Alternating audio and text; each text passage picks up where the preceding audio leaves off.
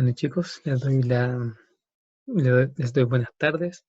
Bienvenida a terminar este estudio que empezamos la semana pasada de esta parte del prólogo de Apocalipsis. Así que no se asusten, idealmente va a ser un poco más breve que la clase pasada. Así que empecemos para ir de una forma ágil. Como dijimos la semana pasada,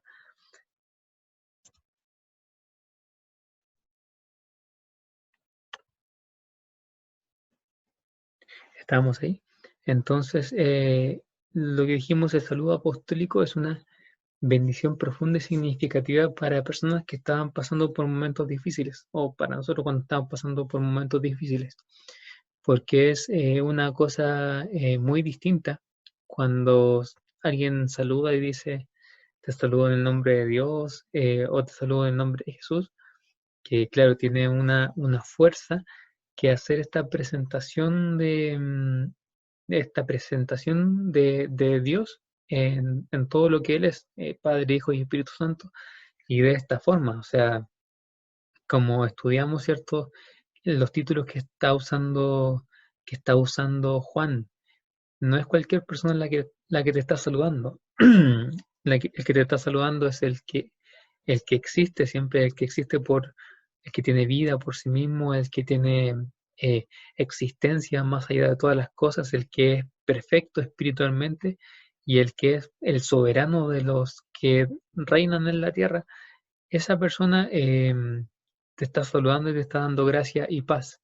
Entonces es otra cosa, es otra sensación la que deja este saludo. Eh, es un saludo que te deja la sensación de que todo está en control, de que la persona que te está saludando y que te está dando gracia eh, está por encima de las circunstancias que tú estás viviendo. Así que es, esto pone una nota distinta no solamente a este comienzo de Apocalipsis, sino a todo lo que va a ser Apocalipsis. Aquí, antes de terminar con el saludo, Juan da termina, ¿cierto?, el versículo 5 y pone un versículo más en esta forma. Al que nos amó y nos lavó de nuestros pecados con su sangre y nos hizo reyes y sacerdotes para Dios su Padre.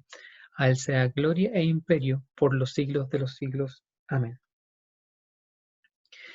Juan lo que hace es reflexionar en tres obras de Jesús, en una obra de amor, una obra de limpieza y una obra de consagración. Veamos rápidamente a qué se refiere esto.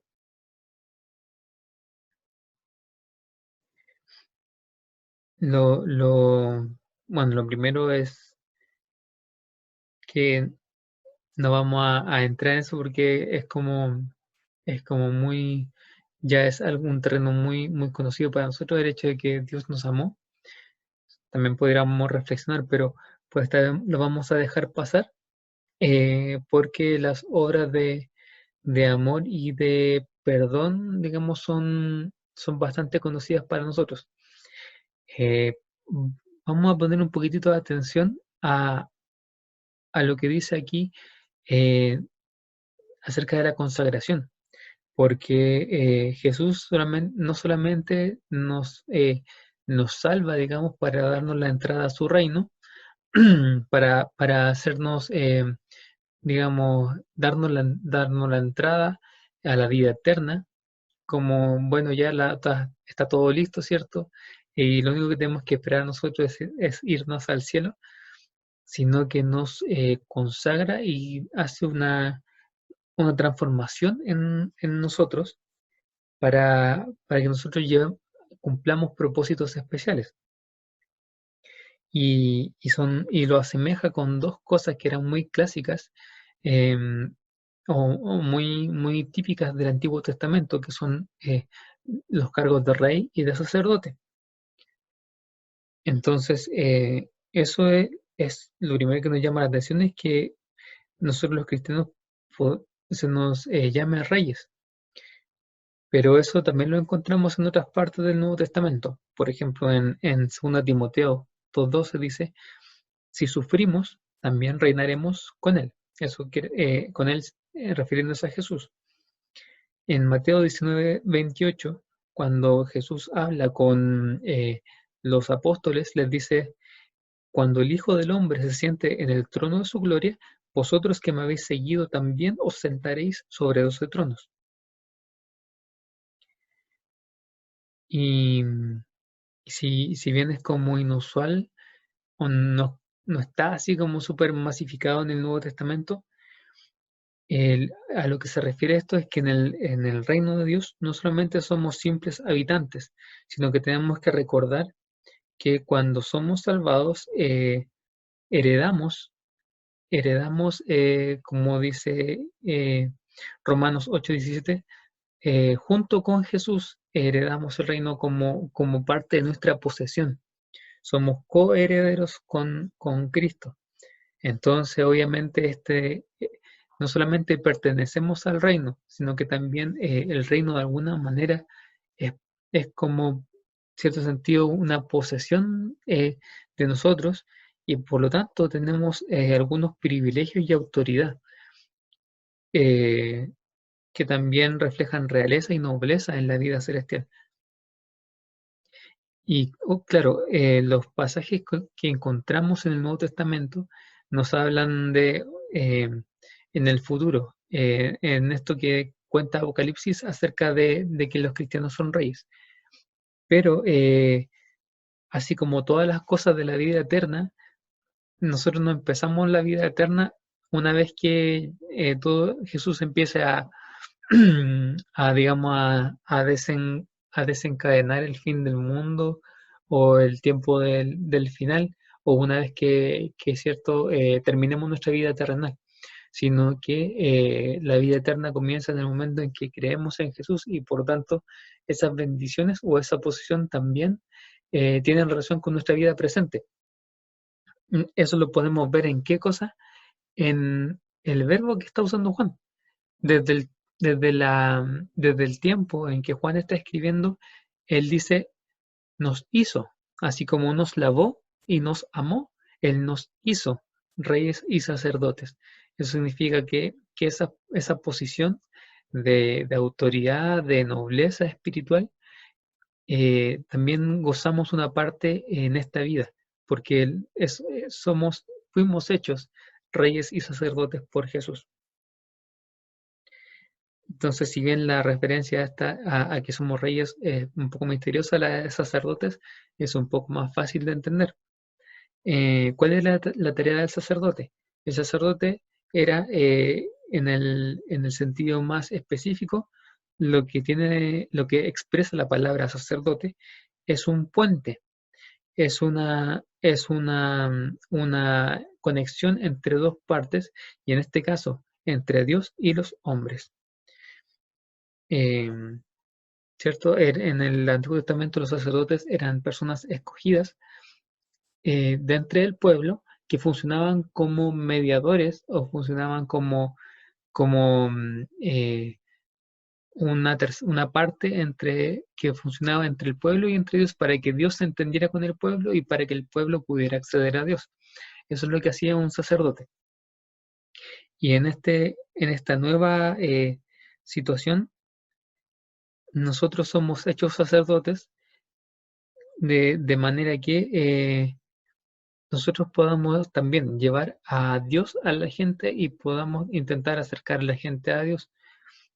¿En qué sentido? En que Dios quiere acercarse a la gente y nos ha encomendado a nosotros el mensaje o esa intención de llevar ese mensaje de proclamación. Por ejemplo, dice 2 Corintios 5, del 19 al 20, Dios estaba en Cristo reconciliando consigo al mundo, no tomándoles en cuenta a los hombres sus pecados, y nos encargó a nosotros la palabra de la reconciliación. Así que somos embajadores en nombre de Cristo, como si Dios rogase por medio de nosotros, os rogamos en nombre de Cristo, reconciliaos con Dios.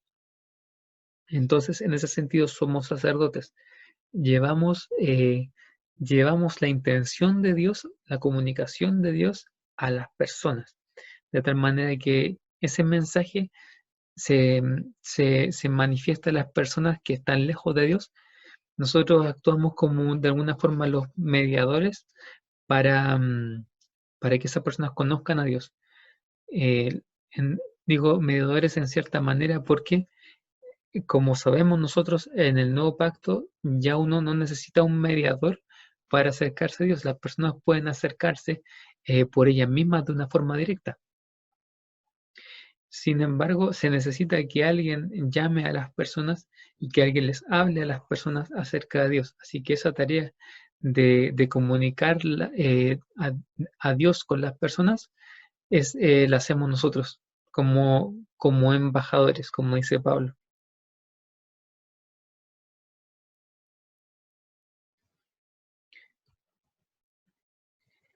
Y aquí ocurre algo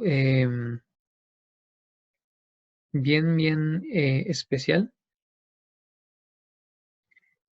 Aquí dice, como aparece aquí en pantalla, que Juan prorrumpe en una alabanza espontánea, doxología. Em, ¿Qué es una doxología?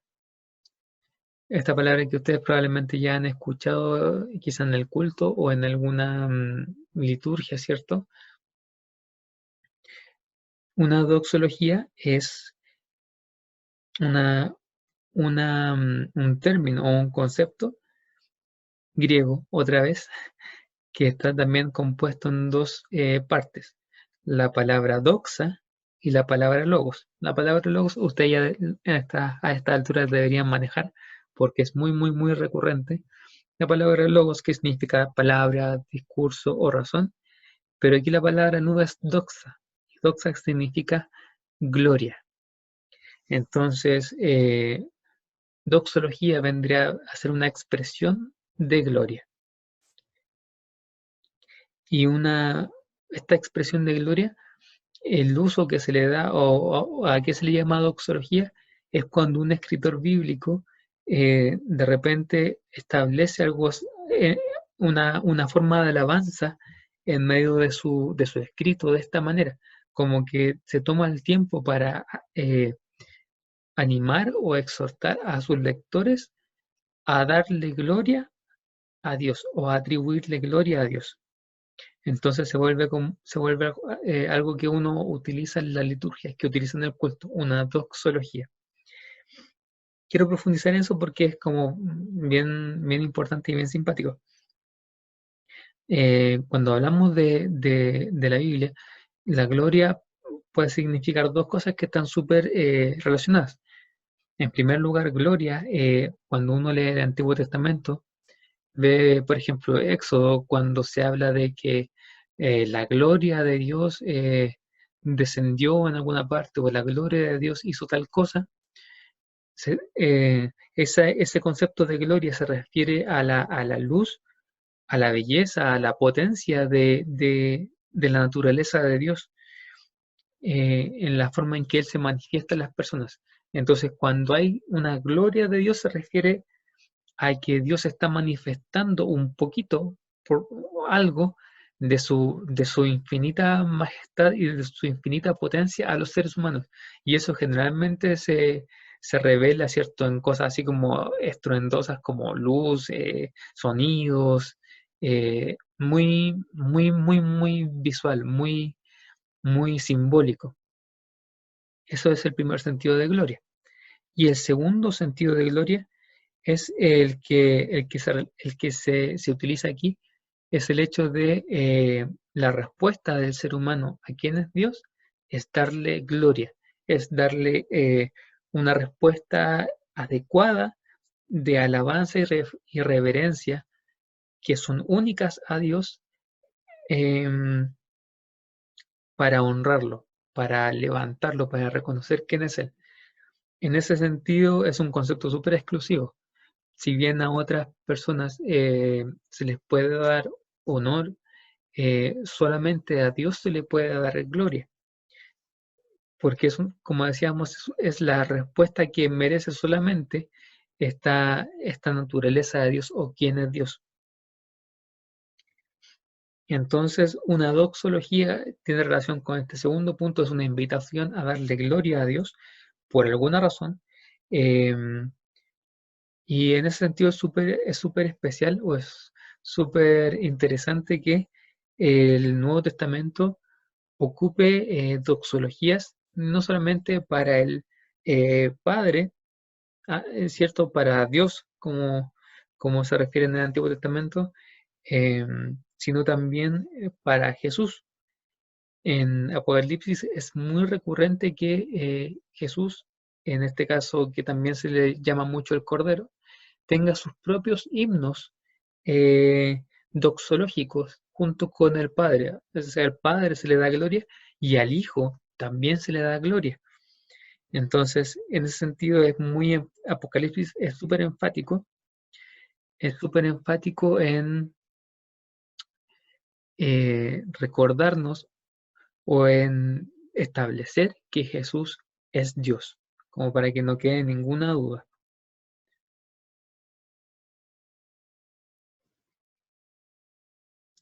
He aquí que viene con las nubes y todo ojo le verá y los que le traspasaron y todos los linajes de la tierra harán lamentación por él. Sí, amén. Ese es el versículo 7.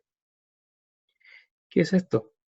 Eh, Juan es un conocedor del Antiguo Testamento y aquí la declaración que está haciendo tiene relación con lo que él está empezando a ver, lo que él está empezando a recibir. Entonces, ¿por qué digo que es un conocedor del Antiguo Testamento? Porque él está diciendo lo que va a pasar. Esto es casi un resumen de Apocalipsis. Lo que va a pasar es un cumplimiento de lo que estaba prometido. ¿Por qué? Porque esto es una mezcla de dos pasajes, de dos profecías del Antiguo Testamento. He aquí que vienen con las nubes. Es una referencia al pasaje en Daniel 7:13, que es súper importante, es una de las profecías mesiánicas más importantes o una de las descripciones del Mesías más importantes que existen en el Antiguo Testamento.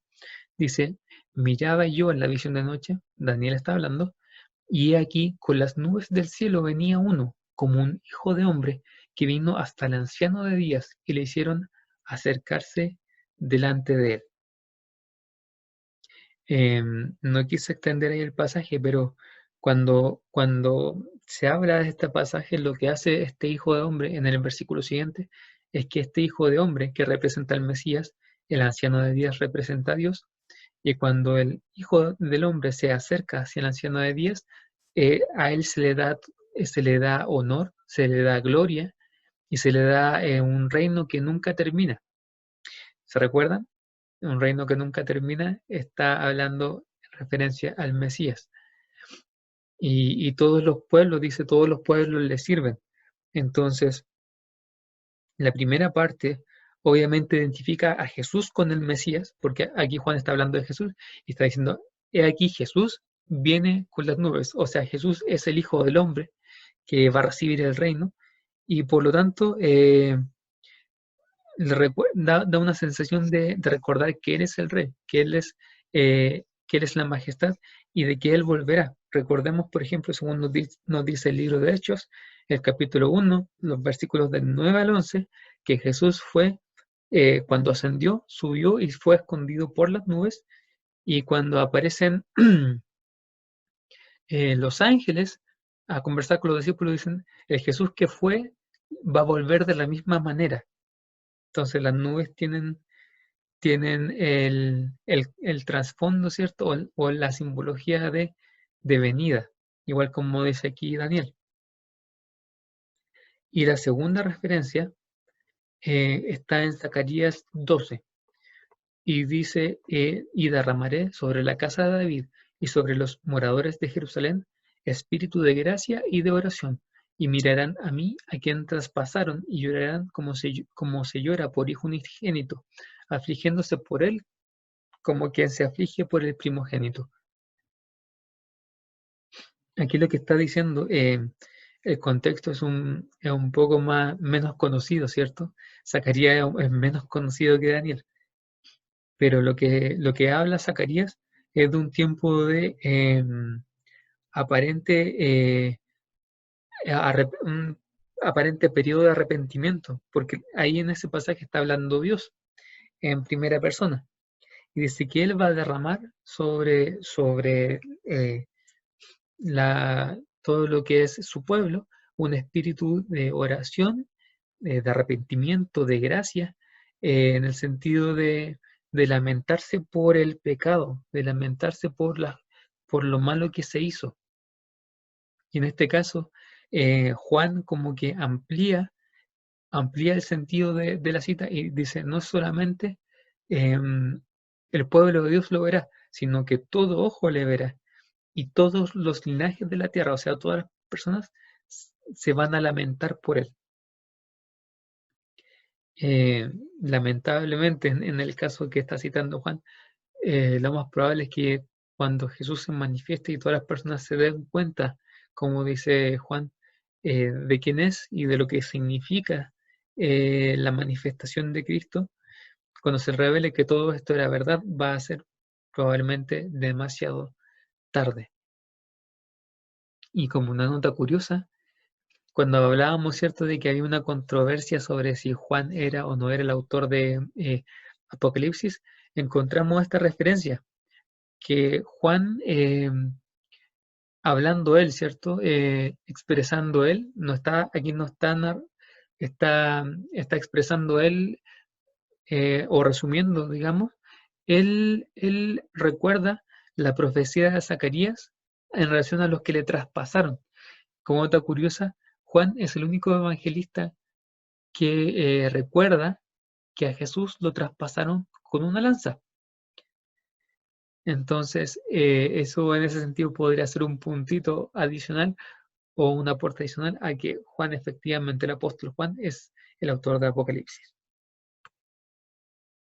Y con esto terminamos esta parte del prólogo. Yo soy el alfa y la omega, principio y fin, dice el Señor, el que es y que era y que ha de venir, el Todopoderoso. Esto es una declaración de omnipotencia expresadamente, expresada precisamente por Dios mismo. Acabamos de ver que la persona que está hablando en el pasaje, en el versículo 7 es Juan, y como que Dios interrumpe, ¿cierto?, a Juan para decir, yo soy el alfa y el omega. Y esto nos recuerda un poquito lo que hacía a lo que hacía Dios en el Antiguo Testamento cuando escuchamos, por ejemplo, en Levítico y esos libros cuando Dios estaba dando mandamientos, o a veces cuando también había un profeta que estaba profetizando, y como que Dios terminaba o firmaba lo que se estaba diciendo, por ejemplo, cuando eh, Moisés o estaba transmitiendo un mandamiento de Dios, y ustedes no comerán tal animal porque tal animal no se debe comer. Yo Jehová, como que se expresaba algo y como que Dios, entre comillas, firmaba lo que se estaba diciendo. Y aquí sucede lo mismo, como que Dios firma o interrumpe a Juan como para expresar él también su aprobación o su declaración. Yo soy el alfa y el omega. Alfa y omega son la primera y las últimas letras del alfabeto griego. Es como si nosotros dijéramos de la A a la Z. Y está expresado o explicado, digamos, en este término en el sentido siguiente, cuando dice principio y fin. Alfa, omega, principio y fin. Y tiene que ver nuevamente con lo que habíamos visto, este nombre que también se usa aquí, el que es y que era y que ha de venir. Es la persona que está en toda la historia, que está desde el principio y al final también, siempre presente, siempre vivo, siempre activo, y además, dice el Todopoderoso. Entonces, cuando combinamos estas dos declaraciones, el que está presente en todo momento y el que tiene todo el poder, cuando lo combinamos, es cuando nosotros decimos nos trae una sensación de asombro y de reverencia, porque es la persona que ha estado en control o en dominio desde el principio e incluso al final de la historia. Entonces el Dios que existe por sí mismo, que tiene eh, la capacidad de hacerlo todo y que está por encima de todos, es el que tiene el control y el dominio de la historia y de todo lo que sucede. Entonces la consecuencia práctica de eso es que cualquier otro poder, no importa cuán maligno, no importa cuán malo, eh, que cualquier cosa que esté en la escena queda pequeña, porque Dios está en control y de hecho, como nos explicará Apocalipsis, ni siquiera el mismo diablo, ni siquiera la misma muerte son capaces de detener o de romper los planes de Dios. Dios siempre está en control como alfa y omega, como todopoderoso. Así que esa es la sensación, digamos, con la que quedan los lectores ya empezando Apocalipsis, de algo de Dios, ¿cierto? Que les da esta convicción o esta impresión a ellos. Este Dios es el que les va a revelar o el que les va a mostrar las cosas que van a pasar más adelante. Así que chicos, con eso terminamos esta parte del prólogo. Y como siempre, dudas, consultas, enredos que hayan ocurrido aquí en el curso por el WhatsApp. Saludos y bendiciones.